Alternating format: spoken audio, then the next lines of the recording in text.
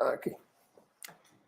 Muy bienvenidos todos nuestros seguidores del pasado que no pasa.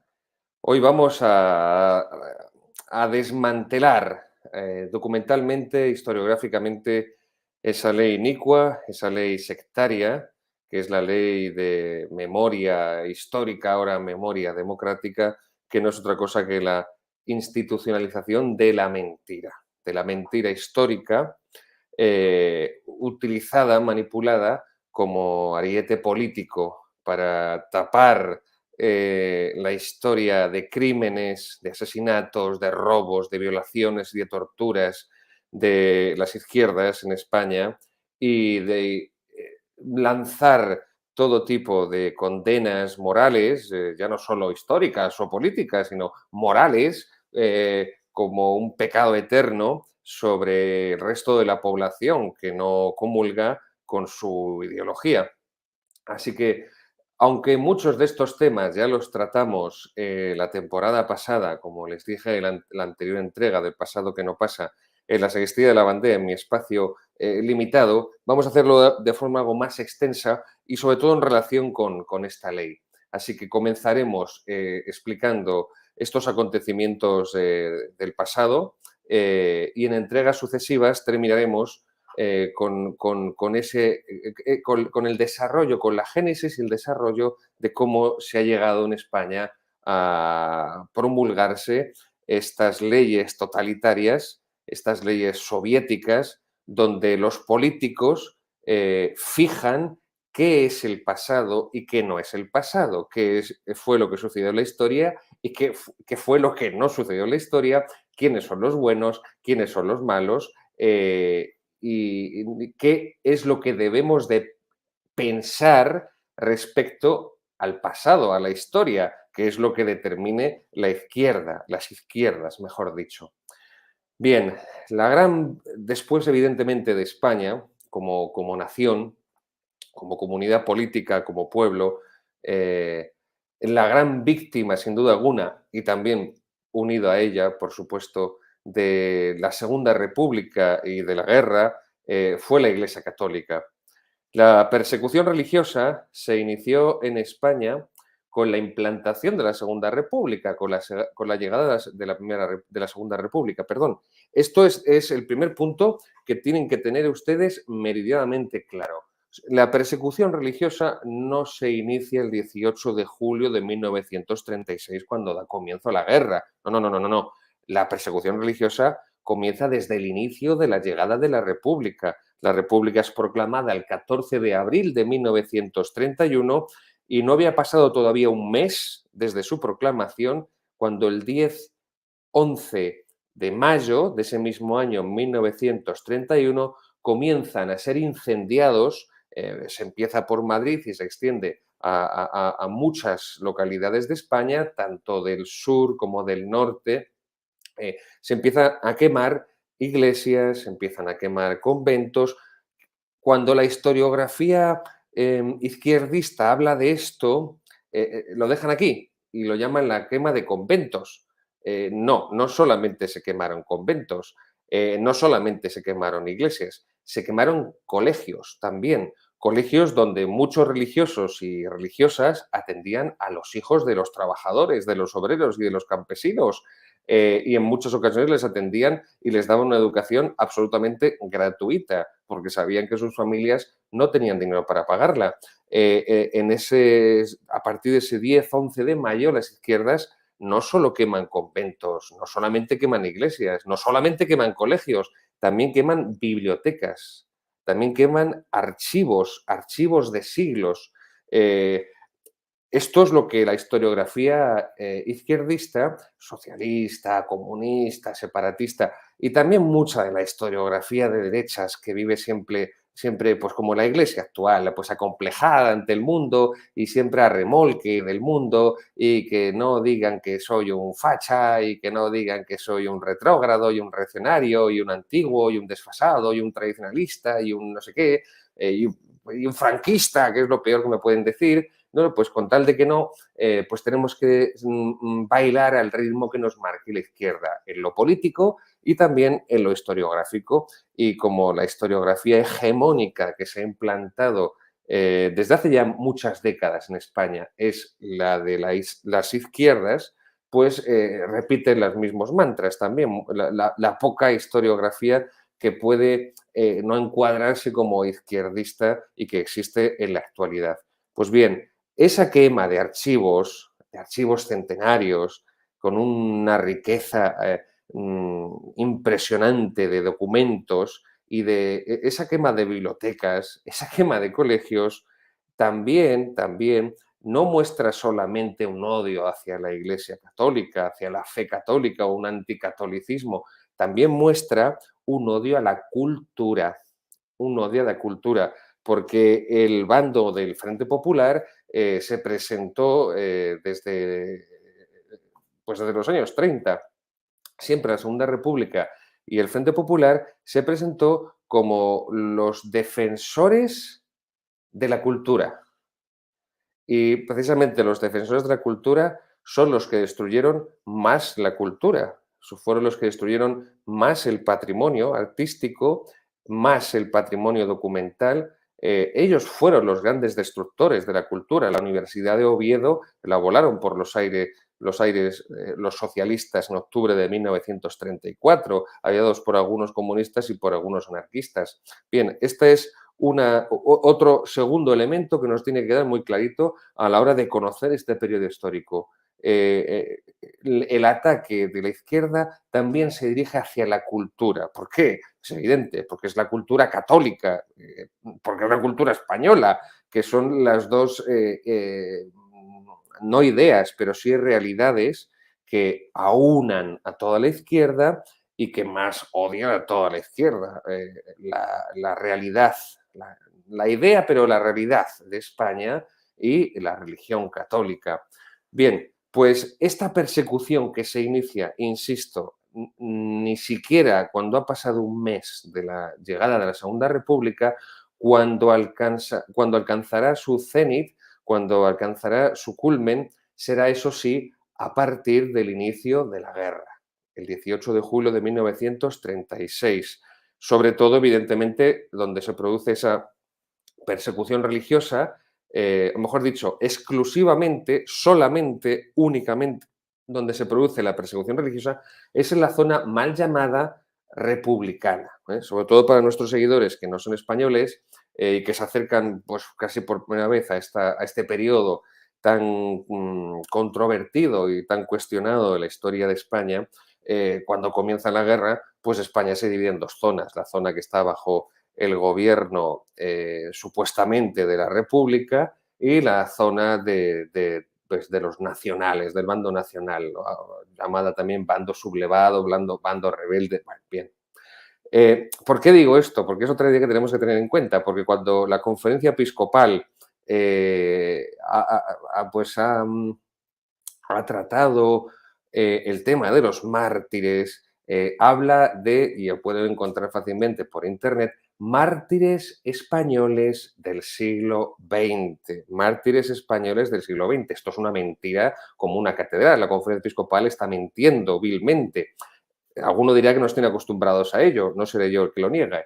Bien, ¿por qué es una mentira, una doble mentira? Porque esos mártires no fueron asesinados durante todo el siglo XX, sino solamente desde la llegada de la Segunda República, 1931.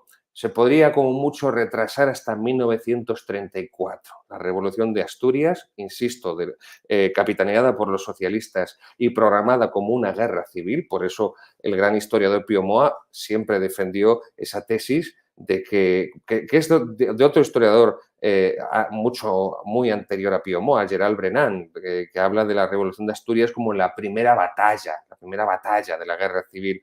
Ahí es donde empiezan las primeras masacres de sacerdotes y se asesinan 34 sacerdotes por parte de las izquierdas en la Revolución de Asturias. Luego, mártires españoles del siglo XX no, porque no fueron asesinados en toda España, sino solo en el territorio bajo dominio del Partido Socialista, del Partido Comunista, de los anarquistas, de los separatistas catalanes de la Esquerra y también del PNV, del PNV, también del PNV, sí, sí, sí, también del católico, entre comillas, PNV. Así que eso por una parte.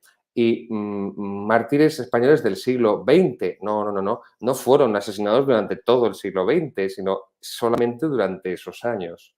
Luego, en lo geográfico y en lo espacial, en lo cronológico, perdón, en lo geográfico y lo cronológico, mártires españoles del siglo XX es una vil y una burda mentira para que los obispos eviten decir mártires de la Segunda República, ¿eh? Mártires del comunismo, del socialismo, del marxismo, del anarquismo. Igual que se habla con total naturalidad en la historia de la Iglesia de los mártires de Diocleciano, de los mártires de la Revolución Francesa, de los mártires de los protestantes que asesinaron a muchos católicos. Bien, pues evitan, de esta manera, evitan pues llamar a las cosas por su nombre. Y cuando los pastores nos llaman a las cosas por su nombre, pues sucede lo que sucede y estamos como estamos en la Iglesia. Pero sigamos avanzando. Bien, más que zona republicana, porque la república dejó de existir al día siguiente de empezar la guerra. Esto también hay que tenerlo muy en cuenta. La legalidad republicana se hunde, se derrumba por completo cuando el presidente del gobierno, José Giral, el 19 de julio, decide, en lenguaje comunista, armar al pueblo. ¿Qué significaba esto en realidad? Pues entregar armas a los partidos políticos de izquierdas y a los sindicatos de izquierdas, que también ellos, por su parte, habían ido acumulando y habían ido pues, comprando, robando, y tenían muchas armas y buenos depósitos de armamento. La UGT, por ejemplo, socialista, la CNT, entre otras, entre otras. Entonces, cuando se entregan el gobierno, por parte del gobierno, esas armas a los partidos políticos y sindicatos que forman el Frente Popular, son ellos los que de hecho, de facto, imponen su ley en la calle. Entonces, por eso se insiste en que la legalidad democrática, entre muchas comillas, todo democrático unido a Segunda República, desapareció el 19 de julio. Así que en rigor histórico, no podría hablarse a partir del 19 de julio de 1936 de que siga existiendo la Segunda República. Es otra cosa. Habría que hablar más bien, pues en lugar de gobierno de la República o zona republicana, sería más acorde con los hechos históricos hablar de el gobierno Frente Populista, el gobierno del Frente Popular, que es esa coalición de partidos de izquierdas que se unen para las elecciones del 16 de febrero de 1936 en las que vencen por la manipulación que hacen electoral. Bien, pues zona Frente Populista, gobierno del Frente Popular. Lo digo también para que nuestros seguidores se acostumbren cuando utilice estos términos y para que comprendan por qué evito sistemáticamente otros, porque no son históricos, o sea, no están acordes con la realidad de los hechos. Es así de sencillo. Aquí no se trata de posicionamientos ideológicos a priori, posicionamientos previos en los cuales, pues esta es mi ideología y la realidad, el pasado, la historia, tiene que adaptarse a esta cuadrícula de mi ideología. Y lo que no quepa aquí, pues, ¡pum!, desaparece, no existe. No, no se trata de eso. No se trata de eso. Por eso, evidentemente, lo que prima son los hechos, son los acontecimientos, son los documentos, como les vamos a mostrar en el programa de hoy, y no las ideas que servirían de filtro para descartar unos u otros porque no concuerden con el molde previo de la ideología. Por eso hay que tener siempre un gran rechazo a la ideología, a todas en general, porque la ideología por sistema, por definición, es una deformación de la realidad, es una deformación, la ideología es una deformación de la realidad. Y la fe católica es todo lo contrario a una ideología, es aceptar la realidad, que la verdad está en la realidad. Como dice Santo Tomás, la Suma Teológica, siguiendo a Aristóteles, La verdad es la adecuación del entendimiento, de la inteligencia con la realidad. No es el entendimiento, no es el sujeto el que crea la realidad, sino que es el sujeto en su entendimiento, en su inteligencia, el que se adapta, el que se adecua a la realidad. Es decir, la verdad está en el objeto, está en las cosas en sí mismas, no está en el sujeto. ¿Qué es lo que dice la ideología? Que la verdad donde está es en el sujeto, en lo que el sujeto fabrica en su mente, en lo que el sujeto cree, piensa, se le ocurre y se le pasa por su sesera, y que lo que hay fuera del sujeto, de su mente, pues eso no existe y será lo que decida el sujeto, lo que decida la mente del sujeto. Estos son presupuestos filosóficos previos al conocimiento histórico, y esto es algo que muchos historiadores no reconocen y no exponen, porque antes de investigar documentos históricos, personajes históricos, acontecimientos históricos, antes de dedicarte a la historia, antes de leer un libro de historia o de escuchar una conferencia de historia, tienes que saber desde qué presupuestos metodológicos, cuál es el método que ha utilizado ese historiador para seleccionar, porque evidentemente no se puede abarcar todo, no se puede abarcar todo, pero sí lo más importante, y hay que utilizar un medio para seleccionarlo. Bien, pues la persecución religiosa, volvemos a ella. Les estaba diciendo que comienza con la implantación de la Segunda República, y cuando se dispara y cuando llega a su cumbre es con el inicio de la guerra el 18 de julio de 1936.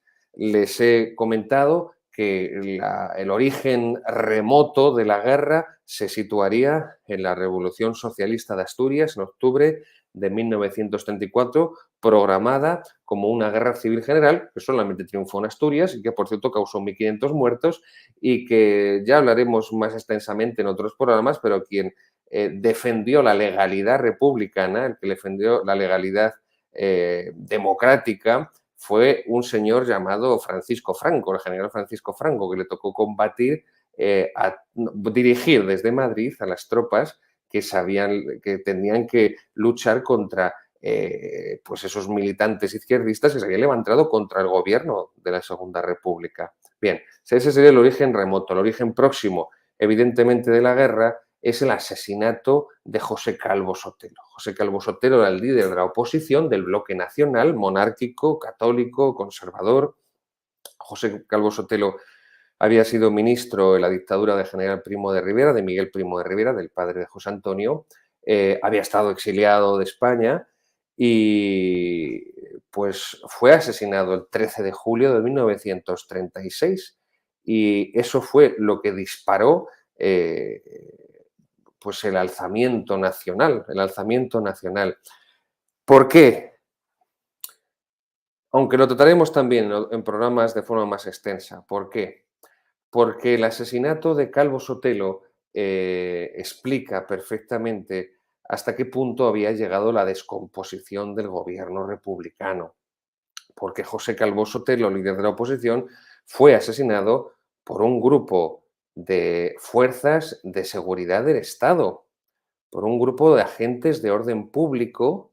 eh, fue, fueron a su domicilio, se le llevaron de su domicilio con una supuesta orden o una supuesta citación que evidentemente era falsa, delante de su familia, de su esposa, de sus hijos, y ese grupo lo formaban, pues como digo, fuerzas de seguridad del Estado, la famosa guardia de asalto republicana, y también iba un grupo de milicianos socialistas en ese grupo, y que iba dirigido por un guardia civil también. ¿Eh? Y son estos los que asesinan al líder de la oposición. Es que hay que hacerse la composición del lugar. Si el líder de la oposición es asesinado por un grupo formado por fuerzas de seguridad del Estado, agentes de orden público y militantes socialistas, con nocturnidad, con alevosía y con premeditación, porque también había sido amenazado de muerte pocas semanas antes, Calvo Sotelo, en el Congreso de los Diputados, entre otras, por Dolores Ibárruri, la famosa líder comunista, la pasionaria, pero no solo por ella, no solo por ella, también por otros. Evidentemente, esto, como dice el gran historiador y el especialista en la guerra y la república, Stanley Payne, el historiador norteamericano, evidentemente ahí comprendieron todas las derechas que era mucho más arriesgado no levantarse, no pronunciarse, no luchar contra la revolución marxista que se le venía a España encima, que quedarse de brazos cruzados porque iban a acabar igual que Gil Robles, con un tiro en la nuca, con un tiro en la cabeza.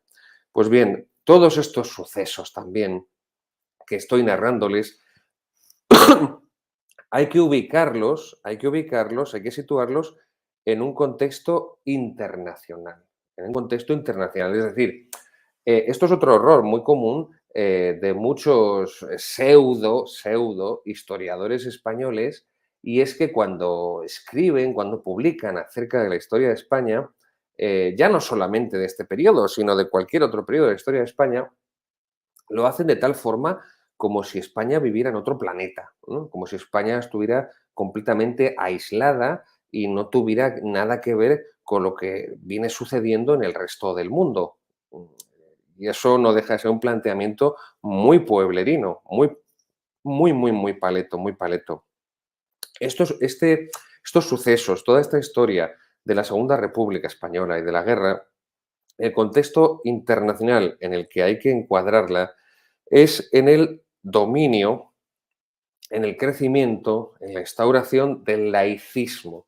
El laicismo, que es un movimiento ideológico que quiere expulsar de la vida social la presencia de la Iglesia. ¿No? De la Iglesia, entiendan que por Iglesia no se refiere solamente a los sacerdotes y a los obispos y a las monjas, ¿no? Sino a la Iglesia como institución, donde van incluidos todos los católicos, evidentemente. Pues ese laicismo que ya fue denunciado por el Papa Pío XI en la encíclica Quas Primas, ese laicismo que quiere borrar del espacio público, de la sociedad, la presencia de la religión católica, y por eso el Papa Pío XI instaura la festividad, la solemnidad de Cristo Rey, que después de Vaticano II ha sido totalmente edulcorada, aguada y manipulada para que no haga ninguna referencia a lo que se propuso el Papa Pío XI cuando escribió esa encíclica y la doctrina de la realeza social de Cristo, lo que comporta a nivel político, que es lo que rechaza la Iglesia que ha salido del Vaticano II, la política católica, el magisterio político que siempre la Iglesia transmitió. Pues bien, el contexto internacional es ese auge del laicismo en una serie de estados liberales que se encuentran en una crisis profunda, una crisis de la democracia liberal durante esas décadas de los años 20 y de los años 30, es decir, los años posteriores al final de la Primera Guerra Mundial. Como bien saben, la Primera Guerra Mundial termina en 1918. Es lo que se conoce como el periodo de entreguerras.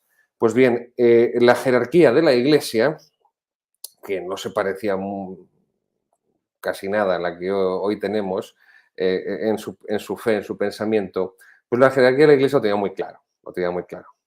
Y entonces lo que hace es poner en relación lo ocurrido en tres momentos especiales, porque ven perfectamente el nexo común, la línea que une a esos tres momentos históricos.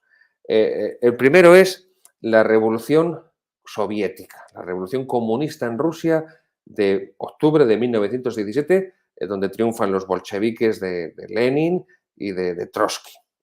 Y entonces Pío XI escribirá la encíclica Divini Redemptoris, la encíclica Divini Redemptoris de 1937. Aquí la tienen. Yo les invito casi les pido que la lean. La pueden encontrar en la página web del Vaticano, la Divini Redemptoris, sobre el comunismo ateo de 1937. 1937, porque esto es la doctrina católica acerca de lo que es el comunismo. no lo que ha venido en estos últimos 50 años, del diálogo con los marxistas a partir de Pablo VI, del Vaticano II, que Juan XXIII no quiere que se condene, que se renueven las condenas al comunismo. Bien, no voy a seguir, no voy a seguir. Pero yo les aconsejo, porque sobre todo no han leído ninguna encíclica de un papa anterior al Vaticano II, pues yo les aconsejo todavía con más motivo que lo hagan, porque verán la diferencia con la forma de escribir, de expresarse que ha venido después, y esto es muy importante. Divini Redentoris, 1937, Pío XI contra el comunismo ateo. Bien, el siguiente documento es la Acerba Animi de 1932. Los estoy citando no en el orden de publicación, evidentemente, sino en orden, en relación a los hechos a los que se refieren. Luego, Divini Redentoris es de 1937, les acabo de decir, sí, pero está haciendo referencia a la Revolución Rusa, la Revolución Bolchevique Soviética de 1917. Acerba Animi está publicada en 1932, pero hace referencia a la guerra cristera, a la persecución de los cristeros, de los católicos en México de 1926 a 1929 por parte del gobierno masónico, el gobierno masónico mexicano, Plutarco Elías Calles y otros amiguetes que se le unieron. Y son los primeros, los mártires cristeros, los que mueren gritando ¡Viva Cristo Rey! Y los que van al combate gritando ¡Viva Cristo Rey! Y eso será lo que copie en España durante la persecución religiosa de la Segunda República y durante la guerra, lo que morirán gritando los mártires, y esto es en muchas investigaciones acerca de los martirios para los procesos, para la elaboración de los procesos de beatificación y de canonización, pues se recogieron muchos testimonios de testigos en los que afirman cómo murieron los mártires gritando Viva Cristo Rey. Pero hay un elemento también que no podemos olvidar. Muchos soldados, especialmente muchos soldados de la comunión tradicionalista, muchos soldados carlistas, pero también otros, de falange incluso, y otros simples soldados que no estaban encuadrados según ningún movimiento político, también fueron al combate gritando ¡Viva Cristo Rey! No solo los mártires murieron gritando ¡Viva Cristo Rey!, sino que también los soldados que peleaban y luchaban por la fe católica, por la España católica, contra el marxismo, contra el bolchevismo, fueron al combate gritando ¡Viva Cristo Rey!, como los antaño tercios españoles de la monarquía hispánica, del Imperio Español, iban a la batalla gritando Santiago y Cierra España, como los guerreros de la Reconquista acometían contra los moros gritando también Santiago y Cierra España. Bien, y el tercer documento de la jerarquía es la Dilectissima Nobis de 1933, donde hace referencia al Papa Pío XI a la persecución legislativa. Esto es muy importante. La persecución legislativa que está llevando a cabo la Segunda República, el gobierno de la Segunda República en España. Y el Papa Pío XI, es cierto que el Papa Pío XI tiene un carácter muy, no sé cómo definirlo, vamos a dejarlo en dictatorial, no me atrevo a decir tiránico, no me atrevo a decir tiránico, más cuando tenemos otros ejemplos contemporáneos que le ganan en totalitarismo en la sede de Pedro. Pero sí que diré que era muy dictador y tenía muy mal genio, pero sí es cierto que también era un hombre de una gran inteligencia, un hombre de una gran fe y también era un hombre de una gran valentía. Y esta Dilectissima Nobis, él tiene muy claro que, y no duda en afirmarlo, que ese odio que se está sembrando contra la religión católica, que esa persecución que se está sembrando y que se está llevando a cabo, de momento, en 1933, es solo legislativa, Pero ya les digo, al año siguiente con la Revolución de Asturias ya será una persecución cruenta cuando empiecen a asesinar sacerdotes. Pues bien, tiene muy claro el Papa, cito literalmente, son sectas subversivas las que están detrás, fomentando ese odio y esa persecución hacia la Iglesia. Y vuelvo a insistir que es el denominador de la izquierda, el que amalgama a toda la izquierda, porque la izquierda entre sí se odiaban, ¿eh? Se odiaban. Comunistas, socialistas, anarquistas, entre ellos se odiaban a muerte. También dedicaremos otro programa a explicar esto y cómo se mataron entre ellos mismos en la guerra y cómo también esa desunión entre ellos fue uno de los factores, uno de tantos, pero bastante decisivo este, que les llevó a perder la contienda. Pero a lo que iba aquí en este punto concreto es que el Papa no tiene la menor duda de que la masonería, esas sectas subversivas del orden religioso y social, son las que están detrás sembrando este veneno y esta cizaña y esta propaganda, este odio hacia todo lo católico. Pues bien, el presidente de la República, Niceto Alcalá Zamora, nada sospechoso de reaccionario, al contrario, era el peor insulto que se le podía lanzar cuando se publicó la Constitución Republicana en diciembre de 1931, afirmó que esa Constitución invitaba, literal, una Constitución que invitaba a la guerra civil, a la guerra civil. Luego, está claro que la persecución contra la religión católica llegó desde los inicios de la Segunda República, no llegó con el inicio de la guerra, 5 años después, y que primero comienza con una persecución legal. Y para terminar este primer apartado de elementos que tenemos que tener muy claros, les recuerdo, diciembre de 1931 se proclama esta Constitución republicana que es totalmente anticatólica. Enero, o sea, al mes siguiente, enero 1932, se expulsa a los jesuitas por supuesto, el Estado republicano se apropia, esto me recuerda aquello de Chávez de expropiese, pues sí, Chávez que también es tan querido, ¿no? Y Evo Morales por el Papa Francisco y que tan a gusto se encuentra en su compañía y que comulga con su ideología, pues acuérdense de aquel expropiese. Bueno, pues todos los bienes de los jesuitas se apropia de ellos el Estado republicano.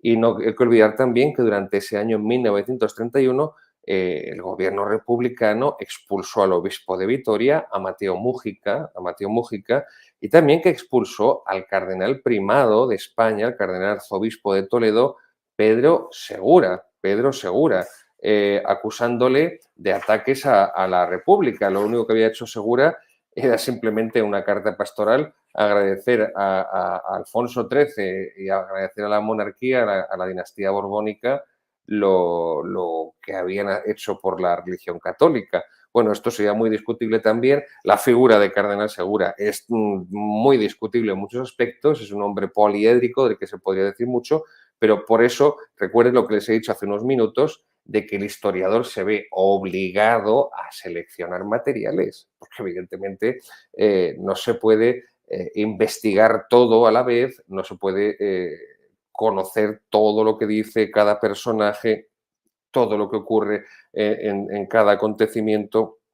Entonces, evidentemente, hay que seleccionar lo más principal, pero claro, insisto, el historiador tiene que decir qué criterios, qué metodología sigue para esa selección, porque si tú eres un historiador marxista y tu ideología te dice que el mal absoluto es la religión católica, pues evidentemente todos los materiales que vas a seleccionar tendrán ese sesgo.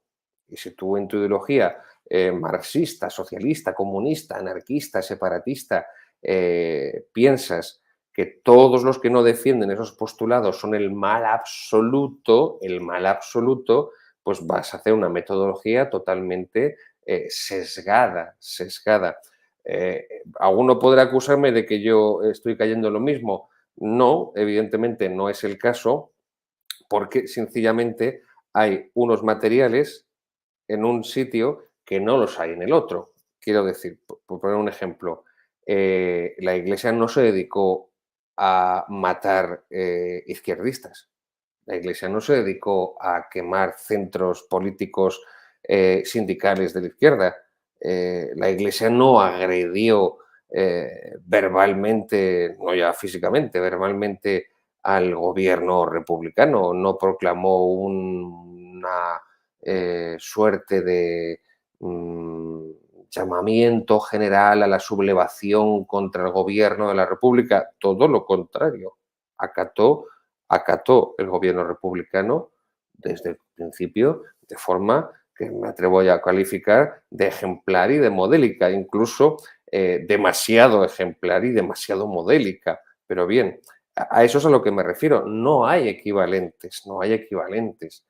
Pero sigamos avanzando. Otro punto muy interesante y que hay que retener es, y que ha sido también evidentemente falseado por la historiografía de las izquierdas, el levantamiento, el alzamiento nacional, el alzamiento nacional, em, aproximadamente está formado, divide al ejército y lo parte por la mitad. Es decir, uno de las mentiras que ha lanzado las izquierdas y que está evidentemente en eh, esta bochornosa y soviética ley de memoria democrática es que es el ejército en bloque el que se levanta contra el pueblo. Y entonces la guerra de 1936 vendría a ser una guerra entre el pueblo y el ejército, ¿no? Por el ejército por un lado y el pueblo por otro. Los militares fascistas y el pueblo sediento de democracia, sediento de libertad. Bien, es un completo disparate, es una completa mentira. Es más, la sublevación, el alzamiento que los militares habían, sobre todo el general Mola, también, aunque en menor medida Sanjurjo, pero el alzamiento, la sublevación militar que habían programado, fracasó. Así de claro, fracasó. Fue un completo fracaso, especialmente porque no triunfa en las dos ciudades principales de España, que son Madrid, donde fracasa el general Fanjul, y le asesinan, evidentemente, y Barcelona, el general Godet, que corre la misma suerte. Además, prácticamente la totalidad de la Marina de guerra y de la aviación militar queda en manos del gobierno de Azaña, del presidente del gobierno, que es Azaña en esos momentos, del gobierno republicano. Lo que entonces ocurre es que son miles y miles y miles de españoles civiles los que apoyan a los militares sublevados. Y entonces es lo que pasa a denominarse movimiento nacional. Alzamiento, que es muy curioso, y esto seguramente no lo sabrán muchos de nuestros seguidores, la lucha de los españoles contra los invasores franceses, con la invasión francesa, la que se designa habitualmente como guerra de independencia, pero que en la época se la llamó la francesada, pues en 1808 ese movimiento de los españoles rechazando a los invasores napoleónicos franceses se conoció como, las crónicas así lo registran, alzamiento nacional. Alzamiento nacional. Y por eso también los militares y los militares sublevados y los civiles por cientos, por miles que les apoyan en todos los lugares de España, pues también denominan así a lo que se inició entonces, alzamiento nacional, movimiento nacional, que es lo que registrará la carta colectiva de los obispos españoles que dirigirán a todo el episcopado mundial, a todos los obispos del mundo, el 1 de julio, el 1 de julio de 1937. Y lo llaman alzamiento cívico-militar. Repito, alzamiento cívico-militar, insisto, alzamiento cívico y militar. ¿Por qué? Esto es muy importante, porque esto desmonta otra gran mentira de la historiografía izquierdista de que fue eso, el ejército el que conspiró contra el pueblo, que quería ser libre y quería democracia. No, no, no, no. El ejército prácticamente se partió por la mitad y lo que era la aviación y lo que era la marina prácticamente quedó prácticamente en manos del gobierno del Frente Popular. Pues bien, durante los 3 años de guerra, durante los 3 años que duró la guerra, en la zona sometida al Frente Popular, el culto católico desapareció. El culto católico no existió, no existió, no existió. Es un dato muy importante. Si decían, si afirmaban pomposamente, con ditirambos, que eran un gobierno legítimo y que eran un gobierno democrático y un gobierno que suspiraba por la libertad, pues lo que es la libertad religiosa no existía, no existía. Punto primero, no existe el culto católico, no existe el culto católico, y al sacerdote y a los fieles que descubrieran celebrando alguna misa clandestina, pues simplemente le fusilaban. Previa tortura en muchos casos, previa tortura en muchos casos. 2. Se asesinó a sacerdotes impunemente, religiosos, religiosas. Estamos hablando de 7.000, cifras redondas, a la alza, 6.853, bueno, 7.000 sacerdotes religiosos, aproximadamente unas 300, 296 para ser exactos, religiosas. No eran personas que estuvieran afiliadas a ningún político, para partido político, perdón, no eran personas que hubieran tomado las armas para acciones de guerra, de represión, no, se les aniquiló de manera impune y por los partidos del Frente Popular que lo formaban, por los sindicatos del Frente Popular, con la venia del gobierno del Frente Popular. No fueron descontrolados que actuaron al margen del gobierno institucional. No, no, no, no, no. Desde el mismo gobierno se promovió, no solamente se toleró o se permitió, no, no, se promovió esta cacería de católicos y esta persecución cruenta y destrucción de la religión católica. Bien, y por último, primero, se prohíbe el culto en la zona del Frente Popular. No existe durante los 3 años de guerra. Segundo, se asesinan a los sacerdotes, a las religiosas. Y tercero, se saquean los templos, se profanan los templos, se incendian los templos, incluso en casos que se dinamitaron y destruyeron los templos desde sus cimientos. Fueron 20.000 edificios destruidos de la iglesia durante la guerra. 20.000. Eh, sobre esta cuestión me ha preguntado más de una vez algunos seguidores. El cómputo es el siguiente. Ustedes piensen un pueblo, porque no hay que olvidar que durante estos años, durante la década de los años 30 y prácticamente hasta los años 60, España es un país rural. El 81% de la población, cuando llega la Segunda República, en 1931, el 81% de los españoles vive en pueblos. Las ciudades no son las megaestructuras de concentración poblacional que conocemos hoy. No, no, no, no. Pues imaginen un pueblo donde hay un convento, un convento de monjas, una ermita del santo o de la santa o de la Virgen, de quien sea, un Cristo, y la parroquia. La parroquia. Ese pueblo queda bajo el Frente Popular, queda en la zona del Frente Popular y son destruidas la iglesia parroquial, la parroquia, es destruida la ermita, suponiendo que hubiera una, que saben que en muchos pueblos había incluso 2 o 3, había varias, pero bueno, una. Y se destruye también el convento, que no solamente el convento, el edificio donde residen las religiosas, sino también, evidentemente, su iglesia. En el convento de la clausura, pues por lo menos tendrán una capilla o un oratorio interno, las religiosas, pero también luego tienen la iglesia. Claro, eso se hace cómputo de 4 templos, 4 edificios. El convento por un lado, la iglesia del convento por otro, la ermita y la iglesia parroquial, la parroquia. Luego, en ese caso concreto de ese pueblo, y esto se produjo en cientos de lugares en España, son 4 los edificios de la iglesia destruidos. Por eso se alcanza esta cifra de 20.000 templos destruidos. Ahí tenemos, por ejemplo, el incendio de la iglesia de los padres paules, en Madrid. Y como este ejemplo, hay muchos, hay muchos. Ya lo he hablado en otras ocasiones, pero sobre todo para nuestros seguidores que no son españoles, la exposición de las edades del hombre que se realiza en España siempre se tiene que realizar en Castilla-León,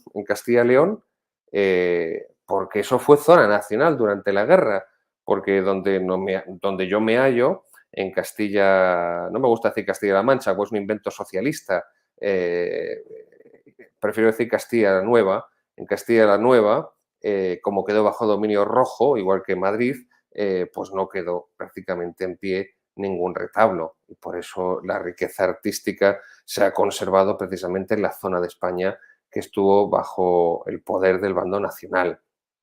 Seguimos avanzando. La persecución religiosa de la Segunda República, y con este punto terminaremos, hunde sus raíces en el siglo XIX. En el siglo XIX. La historia no funciona a base de saltos. La historia son procesos y esos procesos se desarrollan a lo largo de un tiempo. En el siglo XIX se produce una eclosión de muchas cosas que venían del siglo XVIII. Por ejemplo, en el terreno de las ideas, en el terreno de las ideas. Y así ha ocurrido siempre en la historia. Pues bien, esta persecución religiosa en España, que se lleva a cabo en la Segunda República, hunde sus raíces ideológicas e históricas en el siglo XIX y está alimentada especialmente en dos fuentes, Primero, en el liberalismo, En 1833 comienza la Primera Guerra Carlista contra el liberalismo y en 1834 se produce la primera matanza de frailes en Madrid, sobre todo dominicos y franciscanos, la llaman así. La primera matanza es en 1834, casi, bueno, sí, sin casi, un siglo justo anterior a la Revolución de Asturias. Y en 1836, bajo el gobierno liberal, con el ministro Mendizábal, que era un masón, al servicio de la pérfida Albión, es decir, de los herejes ingleses, produce, lleva a cabo la desamortización que es, como siempre me gusta recordar, la definición del gran Marcelino Menéndez Pelayo en la historia de los ortodoxos españoles, que define la desamortización como el gran latrocinio, el gran robo que produjo el gobierno liberal para comprar conciencias y voluntades para su causa, para comprar conciencias y voluntades y además debilitar a la Iglesia.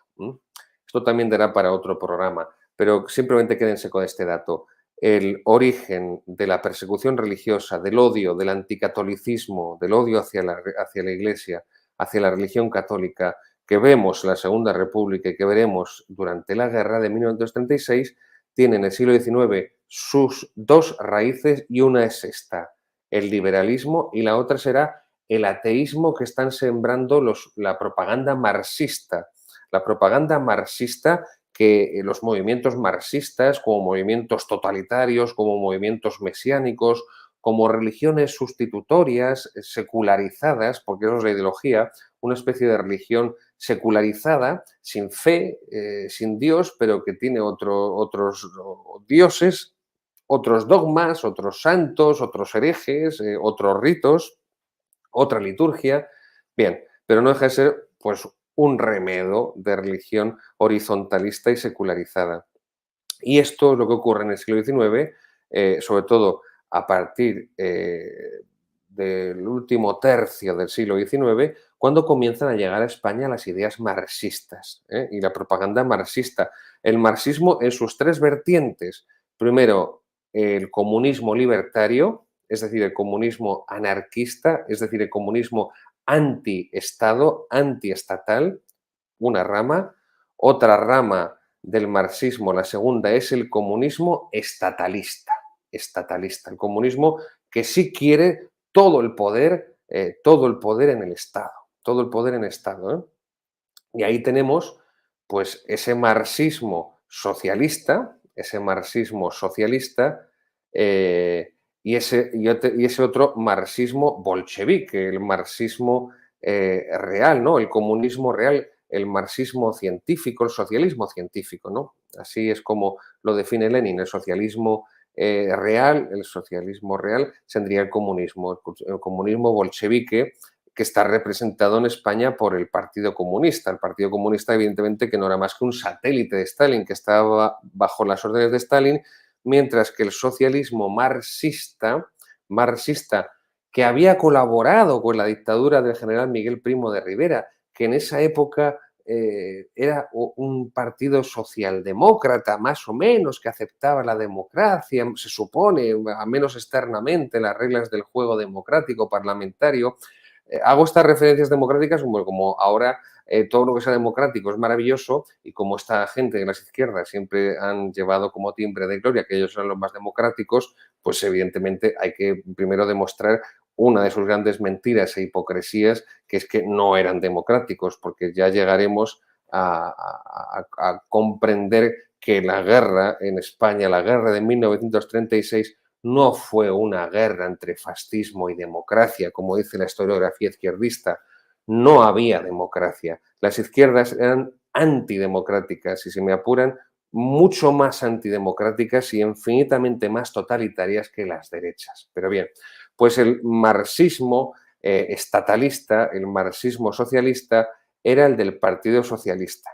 El Partido Socialista que estaba presidido por Francisco Largo Caballero y que desde agosto de 1933, en la Escuela de Verano de Torrelodones, había optado por la bolchevización del partido, había optado por la comunistización del partido. Vamos, para que nos comprenda cualquiera de nuestros seguidores, que era mucho más comunista el PSOE, el Partido Socialista, que el mismo Partido Comunista.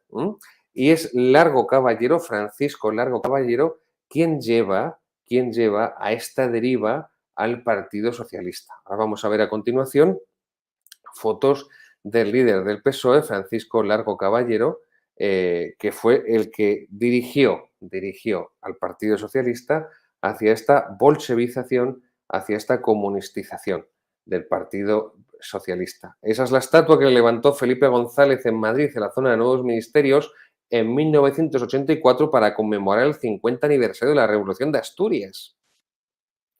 Ahí le tienen, Francisco Largo Caballero, esa estatua Nuevos Ministerios que dice todo, ¿no? En el cincuentenario de la Revolución de Asturias por parte de Felipe González. Felipe González, no Zapatero, no Pedro Sánchez, no Pablo Iglesias, no Santiago Carrillo. Felipe González, que hoy te encuentras a mucha gente que dice que es conservadora y que te habla bien de Felipe González como si fuera Churchill. Bien, pues vamos a seguir viendo esa evolución hacia el bolchevismo del Partido Socialista. Aquí tenemos al otro gran líder socialista, Indalecio Prieto, el de su derecha, al lado de Francisco Largo Caballero, que es el de su izquierda, Indalecio Prieto. Bien, se crea, bueno, vamos a decirlo de forma más sencilla, no se puede caer, y yo se lo pido por favor, no caigan en la propaganda comunista. ¿Y cuándo se cae en la propaganda comunista? En la propaganda marxista, socialista, cuando se asumen sus propias reglas de juego. Esto es, cuando se asume, de modo inconsciente, involuntario, sus postulados materialistas y economicistas, de tal modo que la economía, el materialismo dialéctico, el materialismo estoico de Marx, la economía sería el motor de la historia. Y lo que mueve la historia son las ideas, son las ideas. No es solo la economía, son las ideas, porque que la historia la mueve la economía, también eso es una idea, por supuesto falsa y errónea, pero es también una idea. Entonces, ¿por qué les digo esto? Porque se puede caer en el error de la propaganda marxista de pensar que la guerra se produjo, en primer lugar, por las grandes desigualdades sociales que había en España, porque había unos pocos ricos que tenían mucho dinero y muchos pobres que no tenían nada que comer.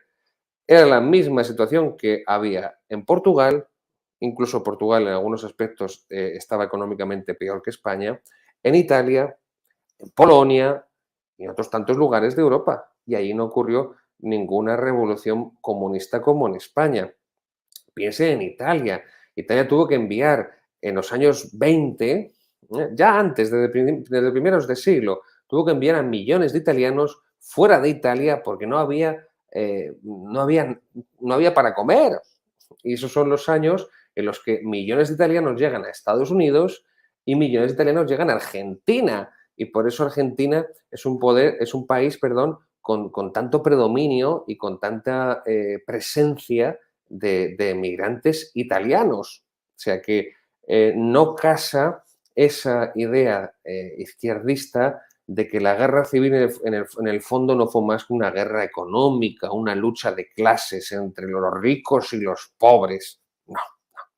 Y la segunda falsedad de la propaganda comunista marxista es que la guerra la produjeron los miembros de las clases privilegiadas que pretendían seguir manteniendo su estatus, ¿no? Sus privilegios, su vida regalada. Esto también se desmiente por los hechos, por los hechos, porque además se ve claramente en la persecución religiosa. Los primeros a los que asesinan es precisamente a aquellos que más trabajan con los pobres. La Revolución de Asturias, en octubre de 1934, asesinó a los hermanos de la Salle, de Turón, que daban clase gratuitamente a los hijos de los mineros y que vivían tan pobremente como todos los mineros. Pero claro, si tú estás vendiendo la ideología marxista, la ideología comunista, socialista, de que la iglesia, la religión son enemigos del pueblo, que son un grupo de ricachos, pues evidentemente este tipo de actividades de la iglesia caritativas y de promoción social y cultural, pues absolutamente echan por tierra tu ideología. Podemos también tratar, y esto ya cuando se inicia la guerra, los hermanos de San Juan de Dios, de Cienpozuelos, en cuyo hospital, en cuyo sanatorio, se encargaban de enfermos psicológicos, de enfermos mentales, y también fueron asesinados por los Frente Populistas, o como ellos orgullosamente se llamaban, los rojos. Esto no es un insulto, esto no es un insulto porque ellos mismos son los primeros que orgullosamente se autodenominaban rojos. Y luego muchos sacerdotes seculares, muchos sacerdotes de parroquia normal y corriente de pueblos que vivían de forma tan humilde y tan modesta como cualquiera de sus feligreses, fueron asesinados. Y luego ahí no hay ninguna clase privilegiada que se subleve y tome las armas para defender sus palacetes y sus anillos y collares de oro, ni mucho menos. Aquí tenemos muy interesantes las fotos de profanaciones que se llevaron a cabo durante la guerra, especialmente. Esta es muy interesante. Esto es en Toledo, en el convento de las Madres Jerónimas en Toledo, que es donde, por cierto, las Madres Jerónimas que son las que hacen sotanas, y esta sotana, por ejemplo, que llevo yo puesta, y tantas otras desde que entré al seminario de Toledo hace 20 años, pues las hacen las Madres Jerónimas. Pues esto es el convento de las Madres Jerónimas de Toledo. Como podrán comprender, las Madres Jerónimas no eran de falange española de las Hons, no llevaban camisa azul y no se lo daban brazo en alto, no tenían fusiles para matar a ningún socialista, a ningún anarquista, no eran marquesas que llevaran collares de perlas y brocados y sedas, no, no. Y sin embargo, pues esto es lo que se produjo en su convento: saqueo, asalto, robo, destrucción. Esto es la Segunda República, esto es lo que la Ley de Memoria Democrática quiere ocultar, lo que la Ley de Memoria Democrática quiere que ustedes no sepan, ya no solamente españoles, sino en todo el mundo. Esto es lo que entiende, esto es como entiende, mejor dicho, esto es como entiende la izquierda la historia, como propaganda. La historia no es el conocimiento de los hechos reales sucedidos, acaecidos en el pasado, sino que la historia es simple y pura propaganda, y por eso se manipula el pasado. La famosa frase de Orwell: quien controla el pasado, controla el presente. Y Orwell, que había sido comunista del POUM, que había luchado en la guerra aquí en España, que había visto cómo era el bando del Frente Popular y había salido corriendo y se había vuelto a Inglaterra, sabía lo que decía. Y esto es lo que pretende esta Ley de Memoria Democrática. Quien controla el pasado, controla el presente. Y lo que pretende esa ley es legitimar a la izquierda. Aquí tenemos estos del convento de las Sales, del monasterio de las Salesas de Barcelona. Lo que se ve, evidentemente, es que, desde luego, aquí hay una patología, aquí es evidente que hay una enfermedad mental muy grave, porque esto de desenterrar cadáveres, como ha hecho la izquierda con el más reciente, el general Queipo de Llano, pero ya se hizo con el general, con el caudillo Francisco Franco, y todos los obispos callaron cobarde y vilmente. Eso fue un comportamiento inmoral, inmoral, y Dios les pedirá cuentas y les juzgará por ello, porque les salvó del exterminio caudillo Franco la Iglesia Católica, y así es como se lo han pagado los obispos, así es como se lo han pagado, y Dios no dejará eso sin castigo, les advierto, les advierto. Pues bien, pues se ve que la izquierda, esto de desenterrar cadáveres, pues siempre le ha encantado. Y esto de disfrazarse de cura, como vemos en tantas fotos, y de profanar lo más sagrado, los ornamentos para el culto, para la divina liturgia, para el culto a nuestro Señor Jesucristo, pues siempre les ha encantado, ¿no? Y esto es lo que vienen haciendo, esto es lo que vienen haciendo y lo que continúan haciendo si no les frenamos. Y lo primero para frenarles es conocer la verdad de los hechos, la verdad histórica. Y concluyo con la última de las mentiras de la historiografía izquierdista que vamos a ver hoy, que es el peligro del fascismo. Hemos visto que esa propaganda marxista no podemos caer en sus redes de mentiras, pues que la guerra estuvo provocada por las desigualdades económicas, que la guerra, en segundo lugar, estuvo provocada porque las clases privilegiadas querían mantener sus privilegios, ¿no? Y entonces mm, la imagen sería un cura gordo comiendo con un militar, tomando un té con pastas con un militar fascista, adorador de Hitler y de Mussolini, y al lado un marqués que trata a la gente que trabaja para él como si fueran bestias, ¿no? Como si fueran animales. No, no, no, no, no. Y esa última mentira, la propaganda marxista, es la del peligro del fascismo. Es que había peligro de un fascismo, por eso hubo que armar a los sindicatos y a los partidos de la izquierda. Había un peligro fascista en España. Bueno, pues esa es la puerta de Alcalá. Yo cuando era chavalín había una canción en los años 80 que decía, mírala, mírala, la puerta de Alcalá. Mírala, mírala, la puerta de Alcalá. Esa es la puerta de Alcalá en 1937, que fue decorada así porque era el 20º aniversario del triunfo o del inicio, mejor dicho, de la revolución soviética, de la revolución comunista. Ahí tenemos, en el centro está Lenin. A la izquierda tenemos a Trotsky. Después ya Trotsky, como le mató Stalin, bueno, pues también no había Photoshop en esa época, entonces lo que se hacía era borrar. Hay otras fotos también de la puerta de Alcalá, podemos ponerlas donde también han puesto a Stalin. En esa hemos visto en el centro de Lenin, hay otras con la foto de Stalin, que evidentemente ahí está. Zinoviev a la izquierda, Kamenev a la derecha. Por supuesto, esto al final será Stalin el que los purgue y se los cargue, pero bueno, eso es la puerta de Alcalá, eso es Madrid, la capital de España, el año 1937, 37. Luego, peligro de fascismo no existía. Lo que había era esto. ¿Ven? Viva Rusia, la hoz y el martillo. Lo que hay es un odio a España y una dependencia, una satelización hacia el comunismo soviético, hacia la Tercera Internacional.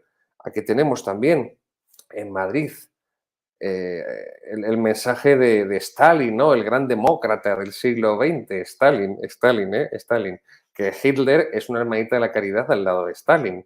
Lo que pasa es que Hitler es el gran demonio y el mal metafísico absoluto, sin mezcla de bien alguno, y Stalin, pues como apoyó a la República, pues tampoco era tan malo, ¿no? Pues que no, pues no, 40 millones de personas murieron por orden de Stalin entre unas cosas y otras. Bueno, pues el peligro del fascismo no existía, porque la Falange Española de José Antonio tampoco era un partido fascista. Otra cosa es la estética. La estética sí, la estética fascista, pero como era un partido que se declaraba confesionalmente católico, pues era muy difícil que el fascismo propiamente italiano, con su ideología estatalista, pues fuera asumido por la Falange tal cual. Pero bueno, pues vamos a suponer que la Falange, que es lo más asimilable a un movimiento fascista, real y verdaderamente lo fuera. Bien, vamos.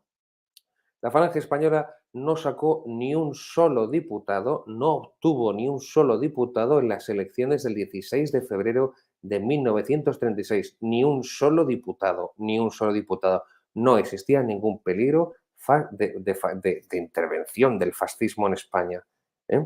Y además, las mismas izquierdas reconocían Zugazagoitia, uno de los líderes socialistas, reconoció en el Foreign Office, un periódico norteamericano, una entrevista que le hicieron, que la CEDA, la Confederación Española de Derechas Autónomas, es decir, el gran partido que aunaba a todas las fuerzas conservadoras, no era un partido fascista, no era un partido fascista. Otra cosa es que en la estrategia comunista, en el modus operandi marxista de las izquierdas, todo el que no sea izquierdista es un fascista, ¿no? Ahí tenemos una prensa de la época. Ese es Francisco Lago Caballero, líder del Partido Socialista. Habrá soviet en España cuando caiga Azaña, cuando caiga el presidente Azaña. Esto es un documento, lo que se llama en historia un documento primario, es decir, un documento de la época. Un documento de la época. Ahí está bien claro lo que antes les he expuesto, esa bolchevización del Partido Socialista que se estaba haciendo cada vez más comunista hasta que el propio Partido Comunista. Un soviet, habrá soviet.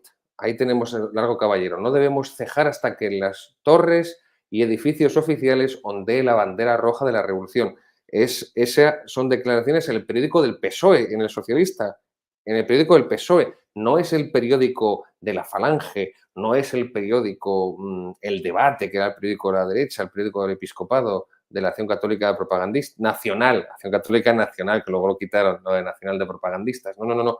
Es su propia prensa la que está llamando hacia la revolución soviética, marxista, comunista. Tenemos también otras declaraciones. Aquí está, Lago Caballero. Tenemos que recorrer un periodo de transición hasta el socialismo integral. Y ese periodo es la dictadura del proletariado. Evidentemente ahí no se habla de democracia, sino de todo lo contrario. La dictadura del proletariado, como enseña la estricta dogmática marxista. Podemos seguir viendo más documentos primarios de la época. Sigue diciendo Lago Caballero. Insisto, ese es su periódico, fuente primaria de la época. Es trascendental es el momento que el Partido Socialista y la clase obrera tienen que prepararse seriamente para la lucha. Se está refiriendo, evidentemente, a la lucha armada. La lucha armada. Septiembre, 24 de septiembre tienen la fecha de 1933. Lo que estaban haciendo era preparar la Revolución de Asturias, de octubre del 34, del año siguiente, que fue planeada, insisto, por el Partido Socialista como una guerra civil. Como una guerra civil. Bien. El gobierno de Relux, el socialismo tendrá que acudir a la violencia máxima para desplazar al capitalismo. El gobierno de Relux es un puente que tiende a la reacción fascistizante. Relux era un republicano de centro-izquierda. Era un republicano de centro-izquierda. No era ningún carlista, ni nada por el estilo. Bien. Por otra parte, ahí tenemos más declaraciones de Rago Caballero. Quiero decirles a las derechas, eso es un mitin en Alicante, que si triunfan tendremos que ir a la guerra civil declarada. Ahí no hay democracia. Es un mitin para las elecciones del 16 de febrero de 1936. La democracia es incompatible con el socialista. Otro mitin en Madrid en esas elecciones del 16 de febrero de 1936. La transformación total del país no se puede hacer echando papeletas en las urnas. En el mismo mitin en Madrid, el 10 de febrero de 1936. Y esto es lo que la Ley de Memoria Democrática dice que son los demócratas, los luchadores de la democracia, los defensores de la libertad. No creemos en la democracia, dice Largo Caballero, como valor absoluto, tampoco creemos en la libertad. Es aquella frase famosa de Lenin de libertad para qué, libertad para qué. Bien, pues no seré yo ni mucho menos un defensor ni un apóstol de la democracia, pero lo que no podemos consentir es que nos vendan que esta gente son los defensores de la libertad y de la democracia cuando el comunismo, el socialismo, en general el marxismo, han sido los movimientos más liberticidas y los regímenes más liberticidas de la historia. Por otra parte, el Partido Comunista, que es una escisión del PSOE, igual que, y esto es muy interesante, la ETA, la banda terrorista ETA, fue una escisión del PNV, del Partido Nacionalista Vasco. Bien, pues el Partido Comunista de España, el PC, fue una escisión del Partido Socialista en los años 20. Y el Partido Comunista, prácticamente hasta el inicio de la guerra, y al igual que la Falange de José Antonio, no era más que un partido insignificante. Y fue el Partido Socialista quien en ese proceso de bolchevización del que les hablaba, capitaneado por Francisco Lago Caballero, que empezó a ser aclamado como el Lenin español. Esto no se lo decían las derechas, esto eran sus propios seguidores, sus propios militantes, sus propios correligionarios, los que le apodaron así, el Lenin español. Y fue el PSOE, el partido hegemónico, el partido más fuerte de las izquierdas, con Lago Caballero a la cabeza e Indalecio Prieto, los que hicieron fracasar a la República y llevarla a la guerra. El culpable de la guerra civil principal es el Partido Socialista, más que los comunistas y más que los anarquistas. Fue el Partido Socialista que por eso hacen esta ley, entonces de memoria histórica, ahora de memoria democrática, para ocultar su pasado, que es un pasado golpista, es un pasado terrorista, porque el Partido Socialista se convirtió en un partido terrorista, un partido que tiene a sus espaldas muchos crímenes, muchos robos, muchas violaciones, muchas mentiras y muchos, muchos muertos. Pues bien, para que no vean que les estoy lanzando una arenga, por eso les pido también que vayan a los documentos de la época. Y aquí tenemos dos principales. Primero, los diarios de Niceto Alcalá Zamora, que fue el presidente de la Segunda República, Niceto Alcalá Zamora. Vamos a empezar por el primero, que es el del ministro Alfonso XIII. Ministro de Alfonso XIII, son 3 tomos. Aquí está, Memorias de un ministro de Alfonso XIII. Son 3 tomos, están publicados por la editorial La Esfera de los Libros. Para nuestros seguidores que no son españoles, que no viven en España, se pueden comprar en versión Kindle, y no les sale tan cara como si tuvieran que enviarles desde España un libro de papel. Y son las memorias de Niceto Alcalá Zamora, insisto, que fue el presidente de la Segunda República, donde deja muy claro todo lo que hoy yo les acabo de contar y de resumir, lo mejor que me ha dado a entender Dios. Son 3 tomos. Esos diarios, como dice en ese primer tomo, fueron robados por Manuel Azaña, presidente del gobierno, cuando comienza la guerra en 1936. Fueron robados por Manuel Azaña. Después se consiguieron recuperar en la época del gobierno de Zapatero, estamos hablando del 2008, pero bueno, no voy a entretener porque no quiero cansarles más con la historia de estos diarios. Pero aquí el presidente de la Segunda República, es quien cuenta en esos diarios, en esas memorias, aquí está el segundo tomo, y el tercero, el asalto a la República, donde cuenta todo lo que yo hoy les he estado relatando. Todo, todo. Y por último, otro libro de ninguna sospechosa de reaccionaria es Clara Campoamor, La Revolución Española vista por una republicana, editorial La Espuela de Plata. La edición del libro es francamente estupenda.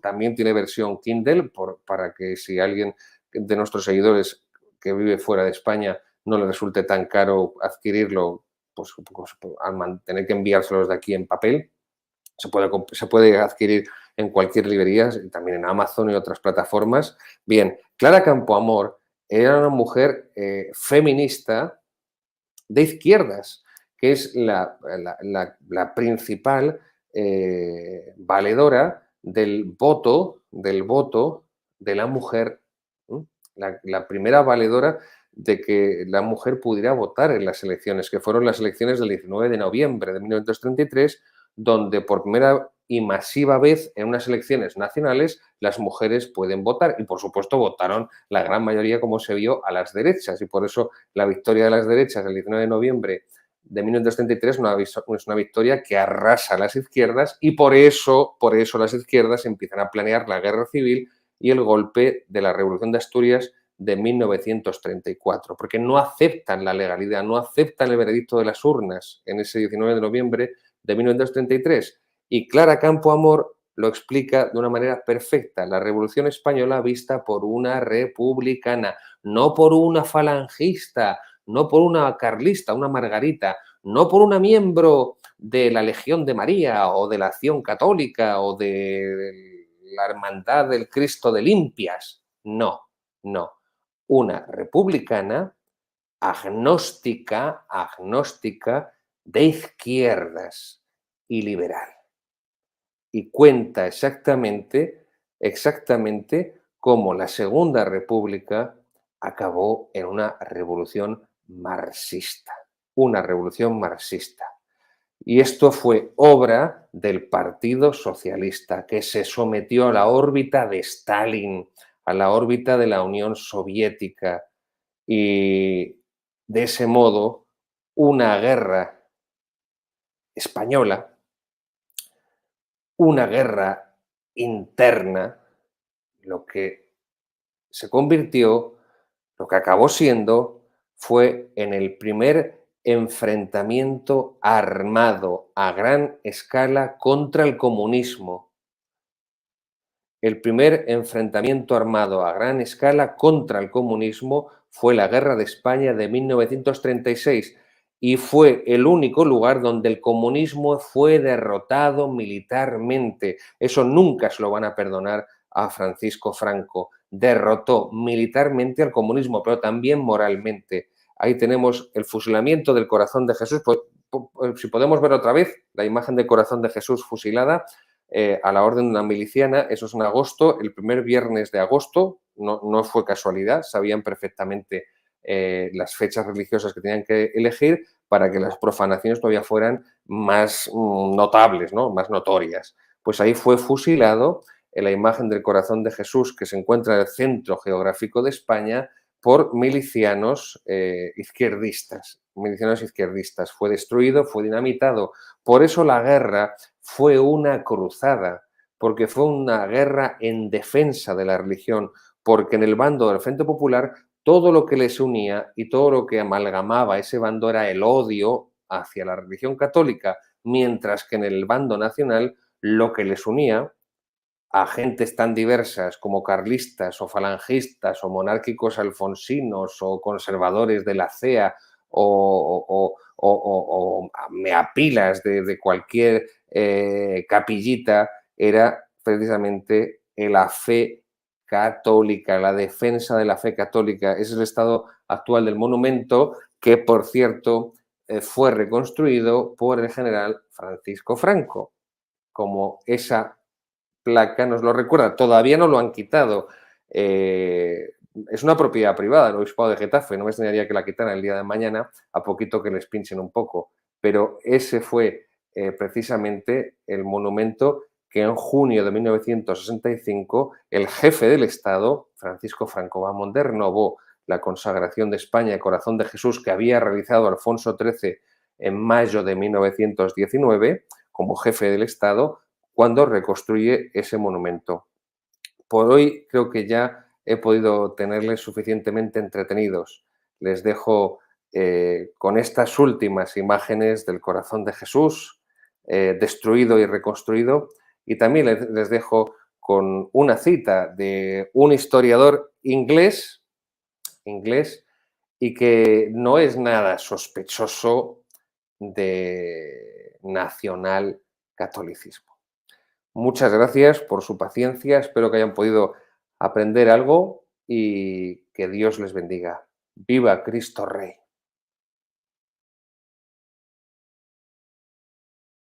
Guerras modernas, el inglés. Como afirma el más prestigioso historiador de las guerras modernas, el inglés Anthony Beevor, hoy estos canallas frente populistas desentierran a Franco, y ustedes se callan. Mañana aceptan oleadas de inmigrantes que arruinarán su vida, su cultura y su modo de vida, y ustedes se callan. El otro día pactan con separatistas y terroristas la ruptura de España, y ustedes se callan. El siguiente día habrán aniquilado política y económicamente España, destruyendo sus vidas y su futuro, así como las vidas y el futuro de sus hijos, y entonces ya será demasiado tarde.